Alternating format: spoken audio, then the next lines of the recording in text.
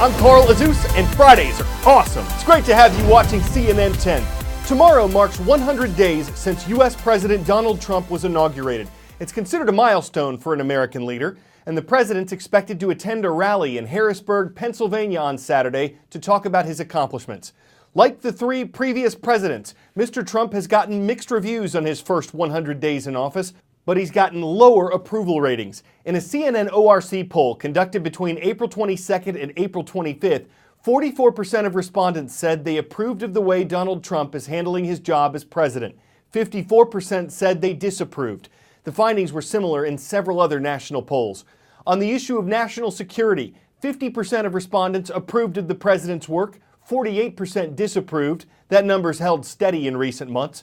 For healthcare policy, 36% approved of the job the president's doing, 61% disapproved. That number took a hit after Republicans in Congress failed to pass the first version of their plan to repeal and replace Obamacare, though they say they're working on a compromise. On immigration, 41% approved, 57% disapproved. The president's executive order temporarily banning immigration from certain countries is currently tied up in court. But regarding the Supreme Court, the president's nomination of Judge Neil Gorsuch to fill a vacancy was a success. He was narrowly confirmed by the Senate and is now seated on the bench. And on the economy, 59% said U.S. economic conditions are good, 41% said they're poor. The stock market has continued to climb despite hitting some bumps, and President Trump says he's beginning to renegotiate NAFTA, the North American Free Trade Agreement between the U.S., Canada, and Mexico. Italian fabrics, Japanese Kobe beef, American cars. Where there are goods, there's trade. Trade deals make it easier and cheaper for countries to trade with one another. They're not necessary, but there's a price to pay if you don't have one. Countries generally slap an extra charge on foreign products when they cross the border. Free trade deals can get rid of these tariffs, pushing prices down and giving customers better access to foreign goods. They can strengthen diplomatic ties. Almost every country in the world has them. Around 230 went into force between 2000 and 2016, according to the World Trade Organization. So, how do they work? Let's say two or more countries, country A, country B, and country C, decide they want a deal. They gather important people around a table, lawyers, negotiators, regulators, and they hammer out the details. They'll work out the different sectors they want to focus on and discuss ways to align their industry rules. Leaders give their stamp of approval, and generally, lawmakers have to ratify everything. But it takes time. Modern, large-scale trade deals between multiple countries can take years to sign, and there's a lot of back and forth. The recent free trade deal between Canada and the European Union took nearly a decade to sign. Even smaller trade deals can often take a year or two. But not everyone's a fan. Critics say it's better when the tariffs are in place and everyone minds their own business. They say cheap foreign products drown out domestic industry and hurt local jobs. But when trade barriers go up, countries can hurt themselves, leading to higher prices, potential shortages, and unhappy customers. Quote, an action that threatens our interests, our security. That's what Russia says about the deployment of some U.S. fighter jets to the nation of Estonia. Located on the eastern part of the Baltic Sea, the country is a member of NATO, the North Atlantic Treaty Organization. It's an alliance of European countries and the U.S., and an American official says the deployment of jets was planned after Russia took over Crimea, formerly part of Ukraine, in 2014. America's newest weapon, the F-35, in the skies over Eastern Europe, right where confrontations with Russia frequently happen. CNN was given exclusive access to the U.S. stealth combat jet's first ever forward deployment, training with Allied air forces, essential experience for the crews, a pilot tells me. We're continuing to forward deploy and bolster our NATO allies. And so it's just all about inter-cooperation and just bolstering the NATO alliance.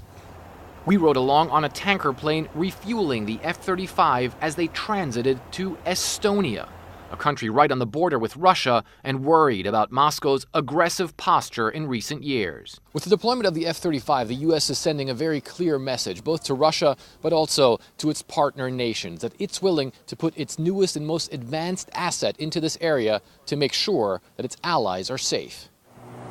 Russia's Air Force is increasingly flying planes like the nuclear-capable Tu-95 bomber around this area, NATO jets often scrambling to intercept them. President Trump has only recently stopped calling the NATO alliance obsolete. Now, the F-35 deployment, another welcome sign of American commitment, Estonia's defense minister tells me. This is very important to send this message that this is the border of NATO, this is the eastern border of our values, we are ready to protect them. As part of this deployment, the F-35 crews get to know this contested airspace and practice cooperation with other NATO air forces.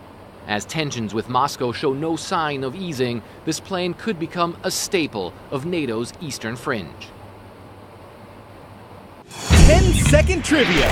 This is the molecular formula of what chemical compound? Carbon dioxide, castor oil, chlorophyll, or caffeine? It's for a widely used central nervous system stimulant called caffeine. And we mean widely consumed. The U.S. Food and Drug Administration says that 90% of people in the world use some form of caffeine.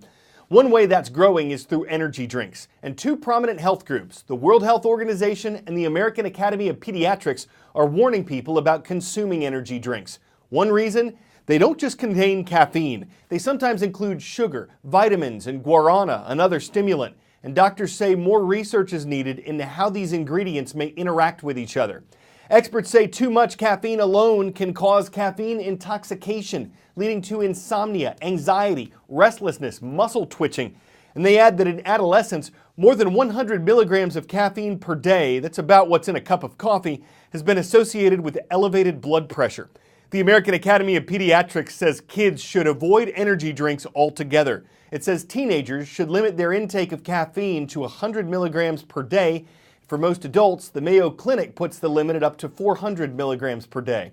The American Beverage Association says people worldwide have safely consumed energy drinks for decades, that many of their ingredients are found naturally, and that they've been confirmed safe by government safety authorities.